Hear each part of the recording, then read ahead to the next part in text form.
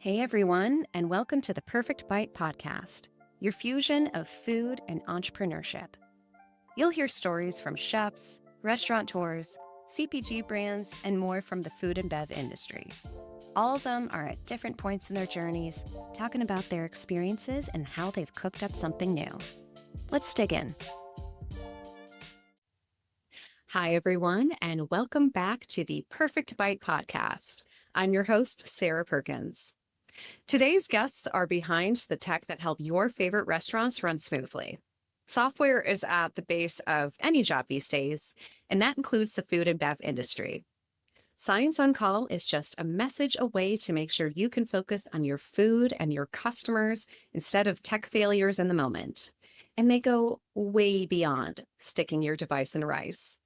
Please welcome Science on Call co-founders Luisa Castellanos and Andy Freivogel. Hey, Sarah. Thank you. Thanks, Sarah. Hey, guys. I've missed you.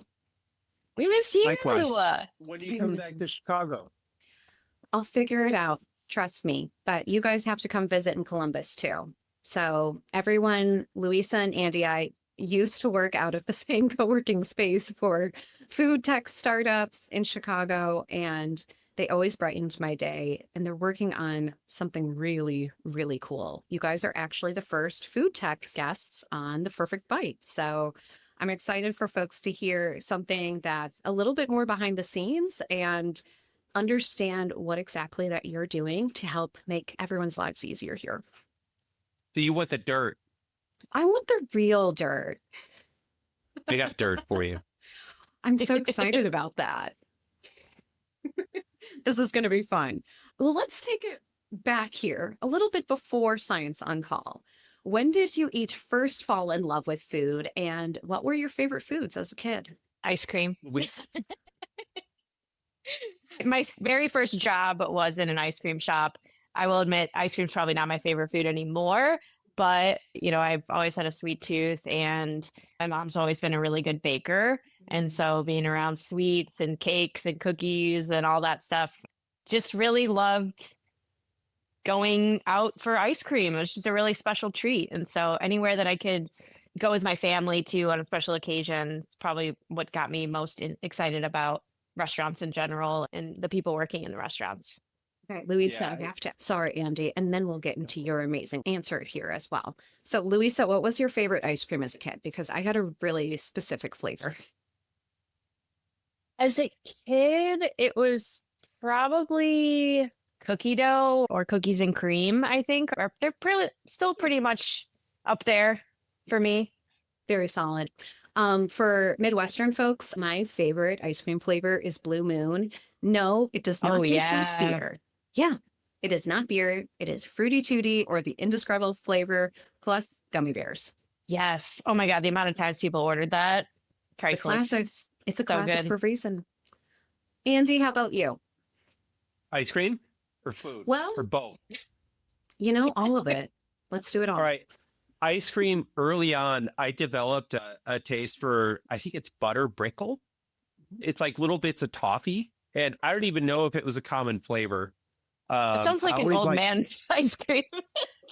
Dude, I could fill a book like with all pecan. of this old man stuff that I like. But yeah, butter pecan, like that category.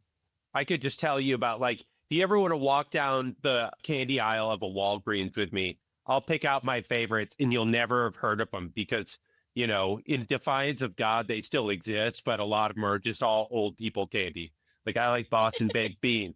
I like Brock's Maple Nut Goodies, which would just destroy your teeth. And also, I had a friend that I grew up in the suburbs of Chicago, and there was a Baskin Robbins downtown that we could walk to. So the summer, I remember we'd walk there, and we were like in middle school, and we heard a rumor that the daiquiri ice cream had alcohol in it. And because we didn't have access to alcohol, but we wanted to try alcohol, we said, oh, I know what we'll do. We'll order a Matterhorn of daiquiri ice cream and see if we get a buzz. And so a Matterhorn was like 7 scoops of ice cream. And so my friend and I split it, and we were just basically curled up on the floor with ice cream headaches from trying to hammer through 7 scoops of daiquiri ice cream. And we did not get a buzz. We just got heartache from That it. sounds terrible. Well, one, But Andy, you're Worst not hangover. old. Yeah, I was going to say you had a sugar hangover and you learned that alcohol mostly gets cooked off in a cooking process. I didn't learn anything, but I have learned in my wisdom and experience, I have now learned these things. But my first food experience that I really remember, there were two, is again, growing up in the suburbs of Chicago, my parents loved this little Chinese restaurant in the downtown of where we lived. And we'd go there as a family often on Sunday evenings. And it was Americanized Chinese food. It was like sweet and sour chicken and egg foo young and stuff like that. But it was just super comforting. You'd see Christmas movies where families would like end up at a Chinese restaurant for Christmas. And I'm like, that's the culture I want to be part of because I love Chinese food. And we would just eat mountains of it. And then the other one is I remember there was a time it was my birthday and I was a kid, and there was a nice restaurant in town that had a reputation for ribs. And I remember not feeling well the whole day, but it was my birthday and it was decided as a family we were going to go to this restaurant.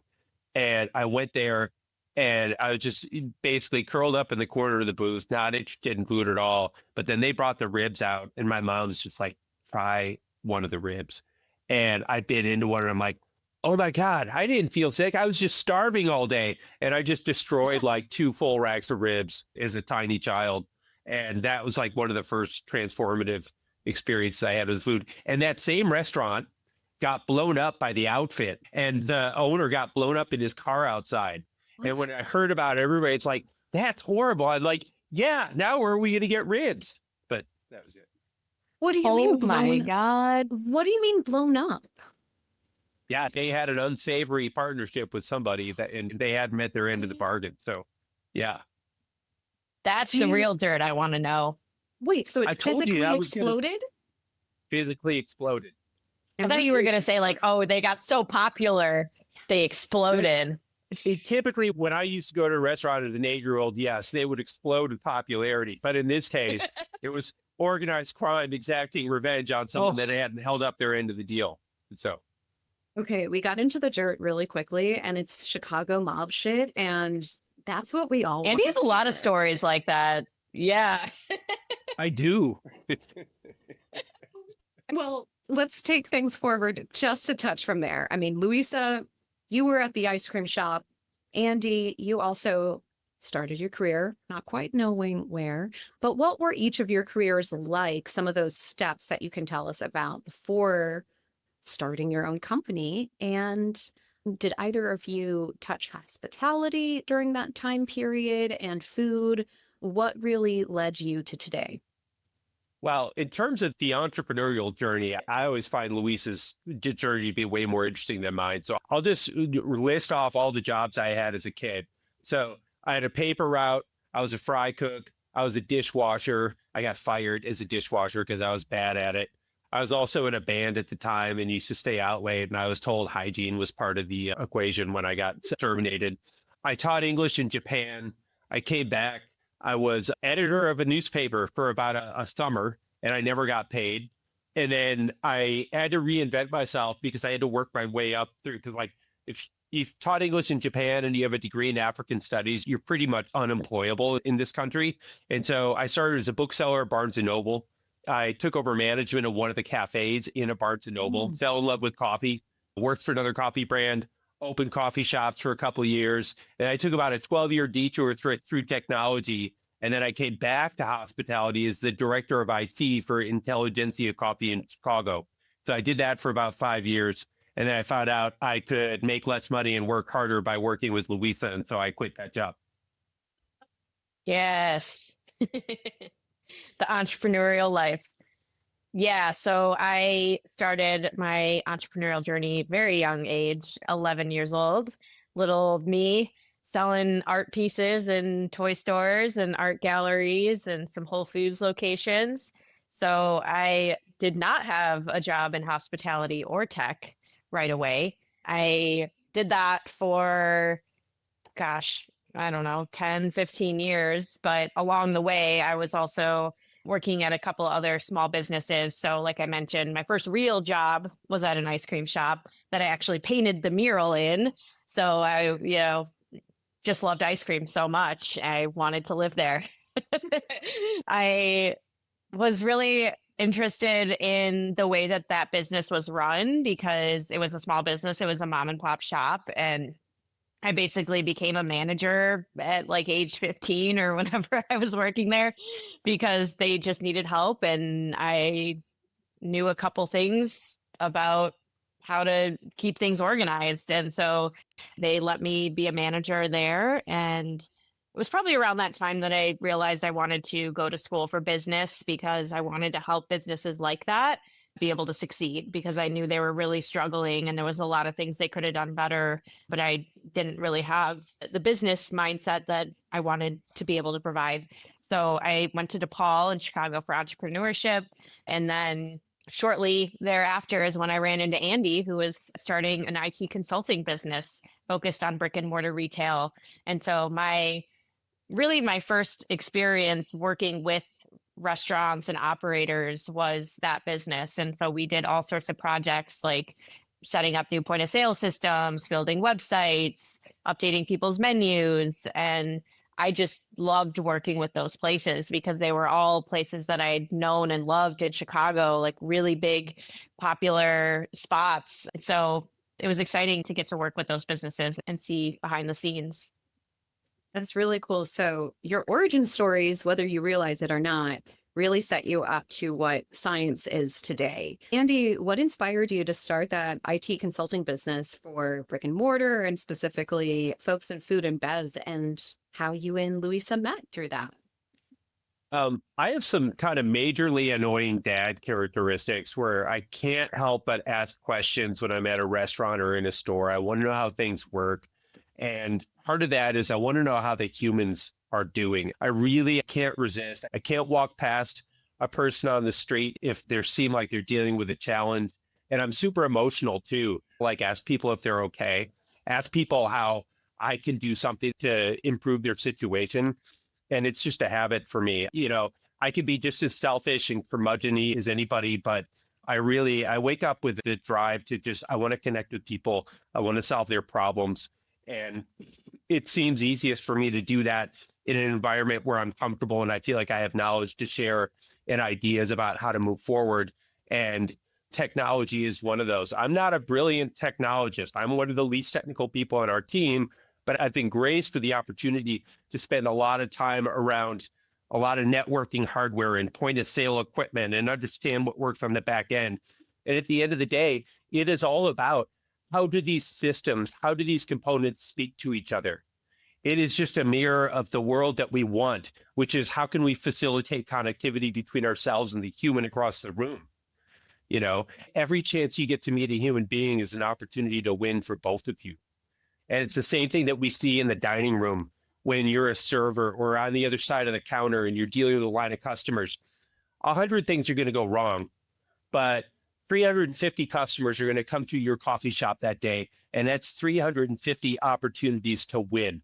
Even if someone serves them the wrong drink, even if they spill, even if they're mad because you're out of oat milk, you still have the opportunity to make that experience positive through just your humanity.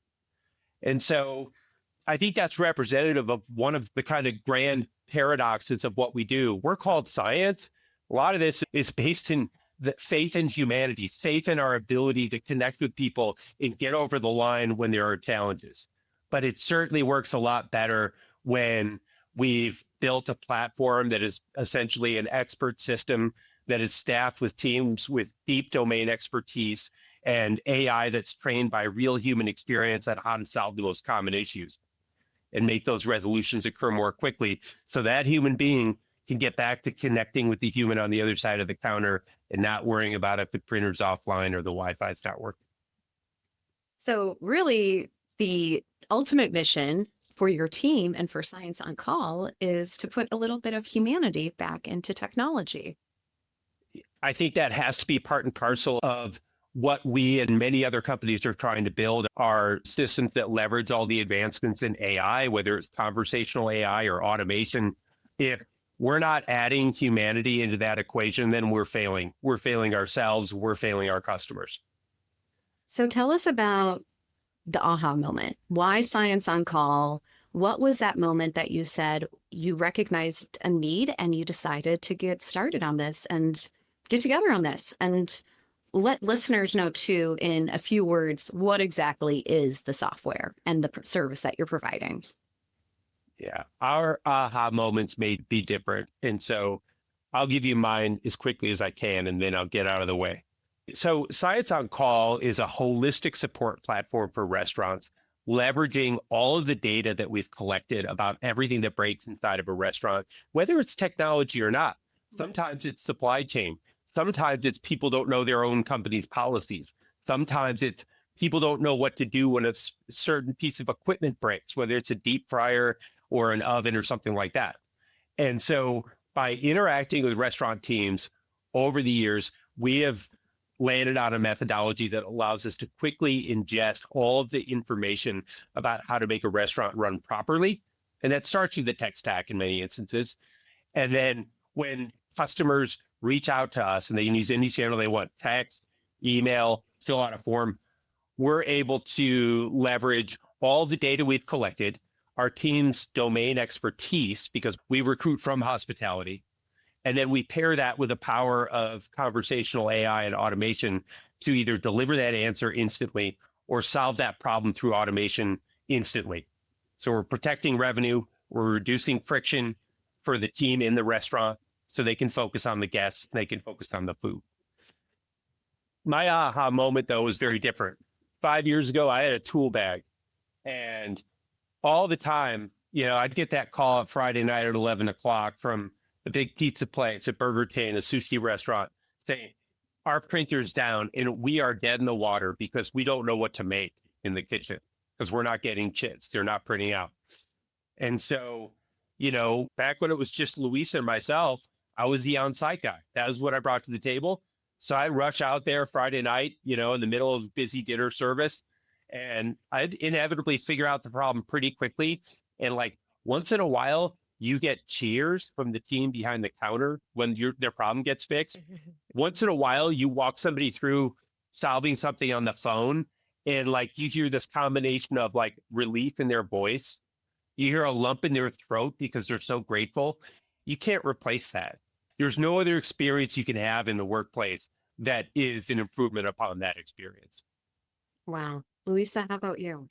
I don't know if I could top that, but I definitely think my aha moment was similar in understanding what the problem was that the operators were facing, because I myself had been in those situations where something stops working and you're just like, what do I do? This is the worst thing that could happen right now. And being the person behind the counter at several different businesses and being the only person behind the counter, a lot of times you just have to figure it out. You have no choice but to just plug some things in or click some buttons and make it work. And so knowing that the people I would be helping were in those situations, it was a really powerful feeling to support them in those situations because we face them ourselves. I probably don't miss answering and driving out to fix things at this point in time, but I am super, super grateful that we've built a culture around people who want to help and be helpful. And also the AI that we're building as well has that built-in empathy because it's built on the actual human effort that our people are putting in. Maybe you're talking to a bot at some point in time, but it's built on real people's conversations that are part of our team, and they're continuing to respond to urgent requests, whether it's something we've dealt with or not.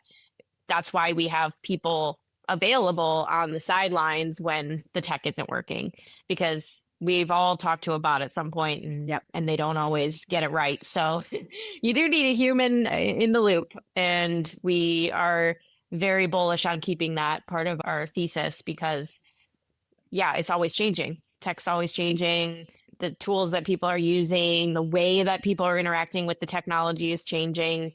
And so we've had a lot of aha moments, I think, over the years, realizing oh, a new generation of people are behind the counters. They don't want to go flip through an employee manual. They probably don't even want to pick up the phone and make a call because that's just not what they're used to. They want to text and they want to send an email and get the answer immediately. Yeah. I love these parts of your story so much because it represents when a startup does need to happen.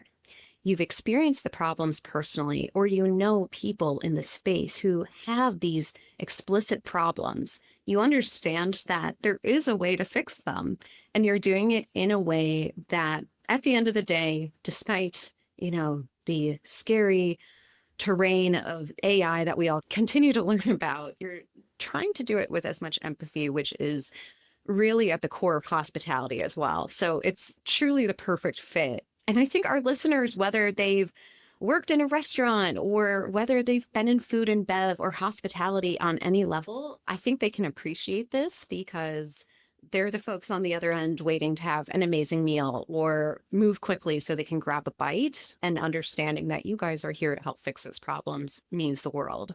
Tell me a little bit more about how you have built relationships with those restaurants, whether they're chains, whether they're independent chefs, and what their feedback has been like over time since you got started. You were founded in 2020, correct? What a time. What a time to enter hospitality and in the food tech space. It was the best time. It was when we were needed the most, you know? And again, like Luisa and my journey actually started at the end of 2014 when we started our first company. And we are very much like that boutique IT consultancy, just, pounding the pavement, knocking on doors, looking for projects, being done with them, moving on to the next thing. Our culture is built on a pattern and tradition of sacrifice. So Luisa kind of fearlessly charged into this first business with me when she had just graduated from college. She could have done anything, but we made it work for a couple of years where it was like she had side hustles. I did as much as I could to kind of like carve out work to keep her busy and engaged. But it was like 2018 and we were starting to feel it. We were getting really busy. I was feeling a little spread thin. And I kind of begged, I'm like, listen, I know I'm the one that kind of created a part-time job that forced you to have side hustles. But right now, this part-time job is starting to turn into a bigger job. If there's any way you could consider stepping away from those and just focusing on this and help me build here, which she did selflessly. And so we made the decision that we'd put her on salary, and there was a lot less money to go around between the two of us when we had two people on salary all of a sudden.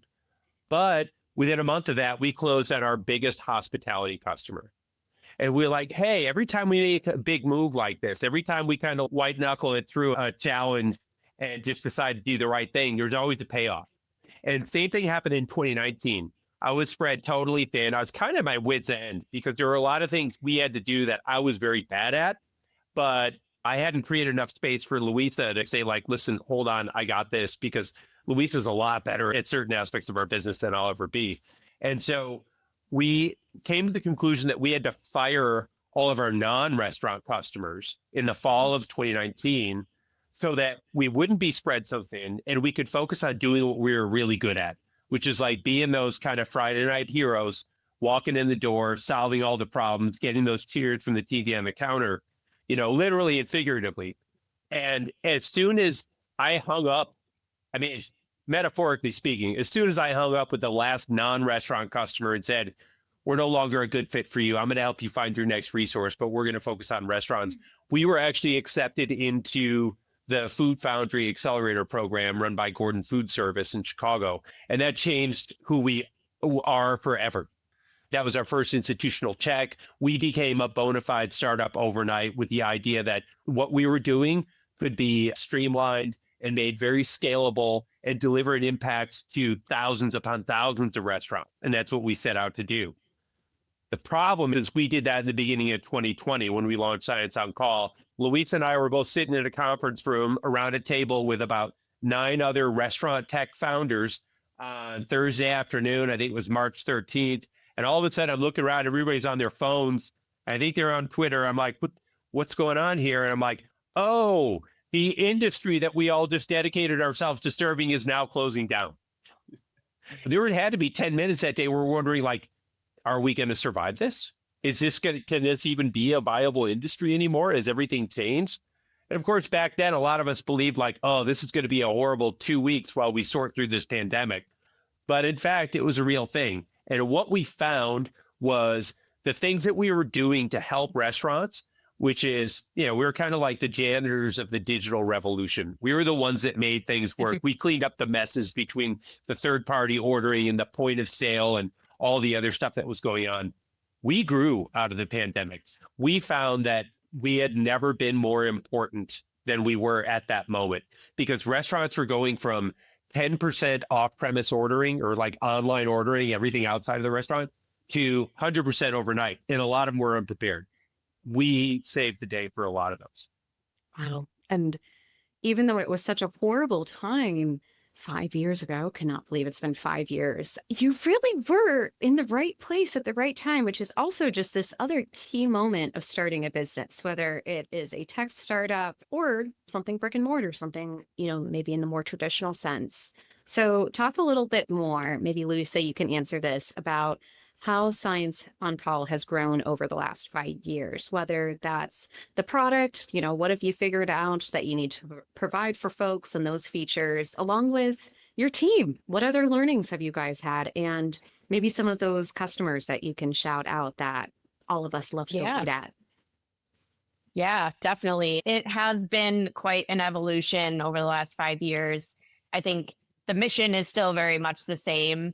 The customers that we're working with have grown quite a bit. And so now our focus is very much on growing brands. So maybe they have 12 or 15 locations now, but they're expanding to 100, 200, 500. They have this big vision of something that they can replicate over and over. And what we've built is a continuity platform that allows them to grow and scale much easier than they could by hiring a single IT person who has to answer calls and nights and weekends for 80 different locations. And we've even hired from those brands as well, because they realize that the single IT person concept doesn't really scale. And so sometimes they're in a position where they're like, well, we can either hire 2 or 3 more people like that, or we can switch over to Science on Call and empower our one IT person to do a lot more and focus on innovation and strategy and growth. And so our goal is not to replace those jobs necessarily. It's to create more opportunities for them to focus on what they're good at. Most of them do not want to be answering calls on nights and weekends about a printer not working or resetting someone's password, and they want to grow within those companies. So the product that we're offering is a little bit more geared towards those types of brands at this point. Typically, an independent operator doesn't have an IT person. It's usually the owner or somebody's nephew that's handling a lot of those requests. And that kind of works for them at that stage. They're not quite ready to commit to all these different software solutions. And eventually, when they decide, oh, we want to open more locations and scale, that's when it becomes an idea in their head, like, hey, we need something that can help us operate when we're not answering the phones as owners and operators. So, Andy, do you have anything to add to that? No, I would say that, yeah, there's definitely been an evolution from, we used to work with a lot of single unit operators, and we delivered a lot of value to those single unit operators. But over time, what we found is we're the best fit and we're delivering the most impact when you have that larger organization, but you still want to maintain a lean team, and one person can't do it all for a 20 or 30 unit chicken sandwich concept, but they can if they've got our platform in place, because our platform effectively addresses about 85% of the issues that come through. Some of those are weird ones. Some of those require escalation. Some of those cannot be automated, and it's great to have a human IT stakeholder internally at an organization like that who can own the vision and, like Luisa said, be in charge of innovation, strategy, and growth. Yeah, and I would say you also asked about our team and how that has changed over time as well. Andy and I being a 2-person fix-it shop to now, I think we're at about 30 people in total on our team, which is absolutely crazy. But a majority of those people are focused on building out the documentation, making sure that when a request comes in, if AI is able to handle that, great. If not, they're there to either solve the problem or document it so that next time it happens, the AI can solve it and solve it quickly. And we've definitely evolved the way that we handle tickets because of the breadth of experience our team has. I knew how to solve some things on websites and menus, and Andy knew how to solve a couple things inside the restaurant. But now there's probably no issue that our team can't handle because of the amount of experience collectively that we've built across our team. I'm such a proud friend hearing this. I mean, you're scaling as your customers are scaling, and your team is being built out in a way where, again, your skill sets complement each other, and you're able to take the product and, again, the service, because you really are software as a service in that true sense. You're not just, hey, here you go. Good luck. Thanks for the contract. So let's say, again, listeners are listening in who, again, are just customers within this space. Let's say favorite chicken shop customer here. I go to my favorite chicken shop in Columbus or in Chicago or anywhere else in the country, and I'm ordering at the counter. What can I really think science for in that moment that I'm not really processing, oh, X software is behind the moment I'm having right now? I would say if they are not telling you they're out of a certain ingredient, or if they are not telling you, I'm sorry, it's going to be about 10 minutes because we just had a problem with our kitchen display. And so the team's stacked up or something like that. If you're not experiencing those kinds of responses from the team behind the counter, chances are you can thank us for it, because we are a partner in that continuity and that stability. But we should be a silo partner. It should really be about the things that you don't hear, the things that you don't experience. If you're experiencing technology in a restaurant, short of maybe ordering from your telephone or something like that, if you're having an experience that you remember, chances are there's too much technology there. We have to remind ourselves that this is a human business. We acquire customers through relationships, not spray and pray, having a bunch of SDRs call a bunch of people and say, do you want our software or not? This is a relationship business, and that's what hospitality is. It's based on that interaction. It needs to be unique. And the less technology you can have between you and that person on the other side of the counter, the better. And so if you're not thinking about technology, chances are we're doing our best work. I love how you put that too, that if you can tell, there's too much technology involved. And anyone who is within food and bev and the hospitality industry, as well as even just a customer of your favorite restaurants who do any sort of takeout or have rewards on site, we all know there are so many platforms. None of them connect to each other. I've got rewards here. I use 3 different types of delivery services. I've got this many reservation platforms because no one is in one spot. So how are you approaching that challenge, and how are you going to continue to approach that challenge of so many platforms and put this into a more holistic solution for everyone involved?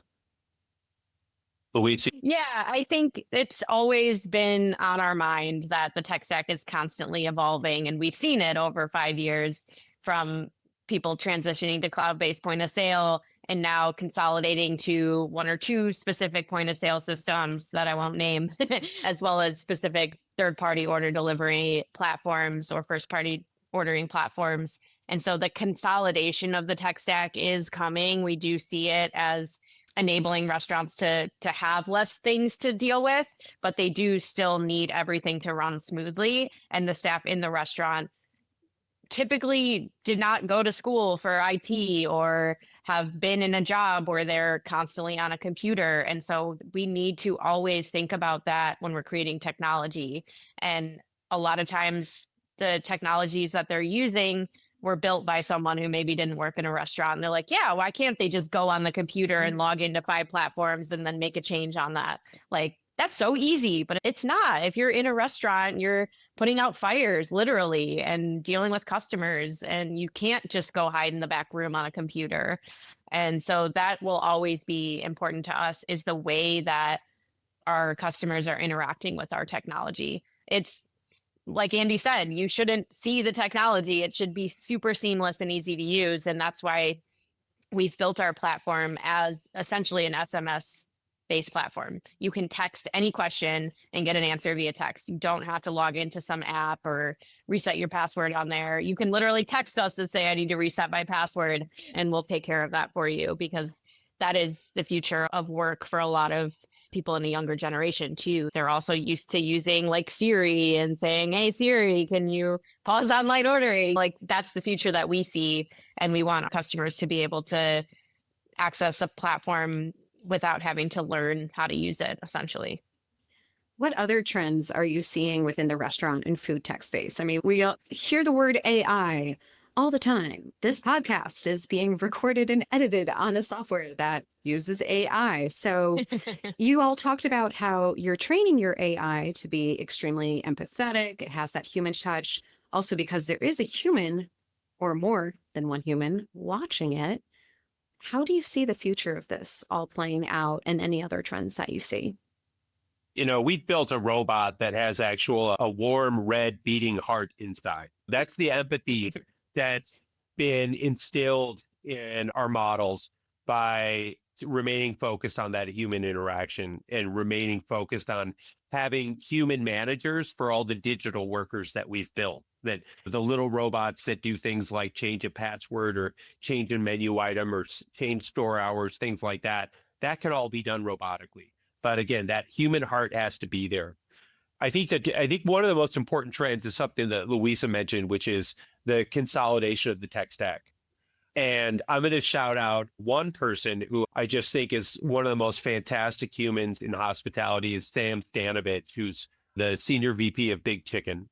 And Sam comes from a lifetime of hospitality. He is a Chicago guy, and he understands the stuff that really makes people want to go to a restaurant. It's not to pick up their order, it's that interaction. On the same token, our platform only gets better when we listen to people. And Sam is one of those people that we invite to the table with us when we gather our leadership team and say, let's talk about what we're building. Let's get feedback from a bona fide operator that everybody respects and wishes that they're building something that met that person's standards. And one thing that I remember Sam saying the last time he was hanging out with us was just like, operators do not want to be hit with another SaaS fee. All right. It's like the ordering platform, the marketing platform, the inventory device, like all that. Everything is costing restaurants $200 a month times the number of restaurants they have. There are a lot of restaurants that are investing $2,500 a month in their tech stack just through SaaS fees. Well, guess what? We are a platform. This is built on software. We do charge a fee for it, not entirely different than that. But because we retain that humanity, people don't look at us as a SaaS fee. They look at it as like, well, that's just what we pay for our partner in Science on Call. We sit in the middle of the tech stack. So fortunately for us, a lot of people don't look at us as a SaaS fee. They look at us as a team, despite the fact that robots are doing a lot of the work right now. But on the AI side, I mean, frankly, I think a lot of AI is just horseshit at this point. It's like people have figured out, say, oh, I can use AI to like build a marketing campaign and it's going to create all the photographs that we're going to post in an ad. And it's like all of a sudden you have hands with 9 fingers or pizza that has like pineapple still in the can on it. Like, they're getting it wrong. We might need to slow down with some of these applications of AI. I agree. There are some really interesting ways of using AI to analyze data. You pull the sales data, you pull the labor data, you look at the weather and you say, this is what's going to happen tomorrow. And a lot of times it's pretty accurate. But the problem is we've been mired in this era of actionable insights. And a lot of restaurant operators are like, could you just keep the actionable insights and just give us the action? Like, just do it for us. And like, we are of that stripe. We are of like, oh, you want us to remove mushrooms from all of your online menus because you ran out of mushrooms? We can do that. We can do it through automation. And we do it in like 10 seconds so you can get back to focusing on the guest. That's the practical application of AI trained by humans, managed by humans, is what I think is useful right now. But it's going to go way past that. There is going to be an era where it's not going to be actionable insights. It's going to be more action from these platforms. And that's when it gets really exciting. You guys really walk the walk, and I'm sure it helps you in a lot of ways. There's a startup term called feature creeping, and it's this thing where you think, well, I'll just add everything that sounds cool right now. But if the customer doesn't really want it, then you've just wasted time and resources and money. And you go, well, maybe we should have talked to people. So I love that it keeps just coming back to this sense of connecting with others, understanding others. And as you said, Andy, asking that question, how are you today? What can I do to help you today? And it's this whole level of customer service that isn't someone who doesn't really want to do it, doesn't really want to be on the other line. So it makes me very happy to hear. Question for either of you. Talk to me and the listeners a little bit more about the biggest challenges that you faced building in the restaurant and food tech space, especially you're building in the Midwest, even though you're available nationwide, and also other challenges and moments that you're gearing up to fight for, given the current climate, given that a lot of things are changing right now for especially folks within hospitality and food and bev and even tech. There's a lot that we don't know what's coming our way. So would love to hear specific to Science on Call, what it's been like for you all building in this space, as well as how you're looking to put some armor on and keep the fight on.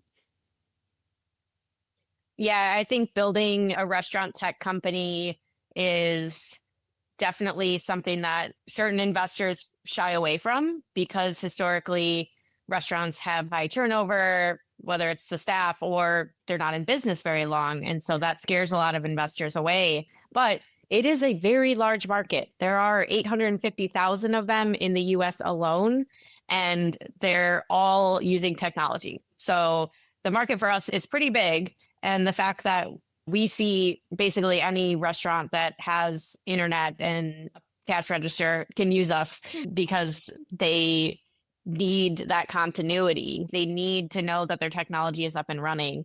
And so for us, it's been a no-brainer, but for raising money, it definitely has been difficult at times. But we've found really great partners who understand the vision is to go beyond IT, but also beyond restaurants, to go into more retail because convenience stores are turning into restaurants, retail stores are turning into restaurants. And there's so many different kinds of businesses out there. And so we see the market as pretty huge. But regardless of what you're building, investors will be skeptical and they want to know that you can make this into a really, really big business. Another thing that's always been difficult for us is, margins, the boring stuff that no one really likes to talk about running a business is that you need to spend money to make money, but sometimes the money you're making isn't quite as much as what you're spending early on as a startup. That's the world that we live in, is you have to actually spend more money than you're making for a while. And the end result needs to be that you have something that could scale to support tens of hundreds of thousands of restaurants. And so we're still kind of at that point where we're starting to see the automations and the AI start to help us increase those margins. We're not getting rid of any of the people on our team. We're empowering them to do the stuff that we expect humans to be helpful with, and let the AI do all of the boring stuff, like removing items from menus and pausing store hours and, having that initial outreach, asking questions, things that all of us are engaging with chatbots or AI in some way, shape, or form. It's not unusual to us, but we still want to make sure that we have humans to balance that out. So finding investors that understand that AI is not just about 90% plus margins and building software, it's about the people behind it and whether that's something that restaurants actually want. And it is something that restaurants want. When we have customer calls, they're super grateful that we have a team behind us to handle some of that stuff. So that's what makes us a holistic platform. Absolutely. Yeah, I would tack onto that only because I think I felt like I picked up a tone about the climate. Restaurants are increasingly challenging. Restaurants are challenging because humans are expensive and also consumers are cheap. Consumers like to post their receipts from the meal they bought at McDonald's and complain about it on LinkedIn. Consumers like to complain about an auto gratuity, even though they don't know whether or not that person actually has healthcare insurance and stuff like that. so many people would deny restaurant employees the basics of humanity that you need to thrive in order to have that cheese sandwich. But I'll say this, the only reason that you can get a cheeseburger and a Coke for $12 at some places right now is because 70% of the team behind the counter and in the back of house have already braved the idea that they had to take a different route to work because they were afraid of an ICE raid. Yeah. They're struggling with communicating with each other in English, even though they may come from a country where Spanish or another language was their native language. Yeah. And the fact that they are not seeing empathy from the current environment is really scary for restaurants. Because guess what? If you don't learn to accommodate the hardest working people that pay gazillions of dollars in taxes in this country, just so they can serve you a cheap cheeseburger, if you can't accommodate them that far, guess what happens when they leave? All right. You're not going to find a teenager from the suburbs to take that job.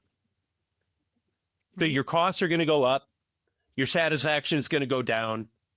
And you're going to be threatening even more the stability of an industry, which is the absolute bedrock of our society. Restaurants employ and hospitality employ like 15 million people in this country. And if we are not building solutions, and if we are not building on ideas based on empathy, based on dignity, then we just lose as a society. All right. I'll see you at 7-Eleven because I like to get a slice of pizza there too. But that is going to be the height of hospitality in this country if we don't think really hard about being more accommodating to the hardest working people in this country.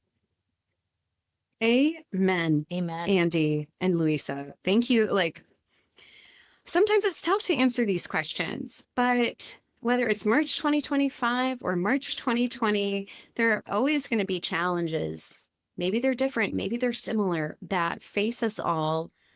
And I appreciate that we keep coming back to your hearts, the heart of your business.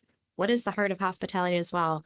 Is us just caring about each other and loving each other. And that's so much of what food does. It helps us really connect with other people that maybe we don't speak the same language or come from the same places. But, you know, the table is where we all get together. So thank you and amen again. Snaps for that. Love that. Thank you for bringing us to the table. Thank you. Thank you for being at my Yeah. table too.